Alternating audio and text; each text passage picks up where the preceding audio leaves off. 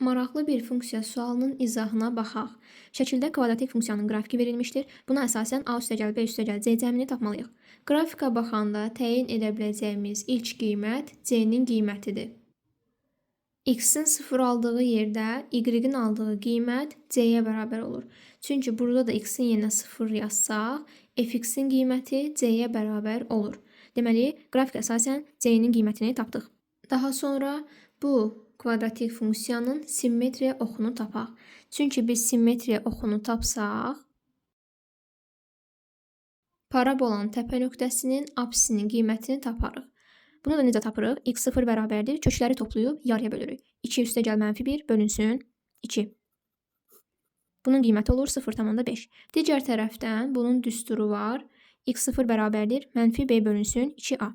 Bunu 0,5-ə bərabər eləsək, B-nin qiyməti olacaq -A. Burada B-nin yerinə -A qoyub yenidən yazaq.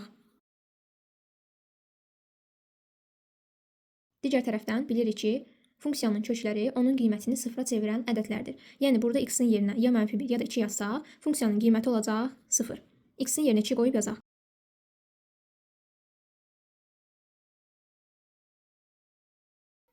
(2a) üstəgəl C-nin qiymətini tapmışdıq ki, 2-dir. Bərabərdir 0.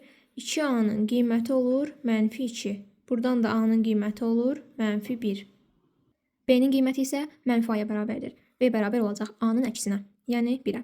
Şərtdə A + B + C cəmini soruşurdu. A-nın qiyməti -1-dir, B-nin qiyməti 1, C-nin qiyməti isə 2. Buradan da doğru cavab olur 2A variantı.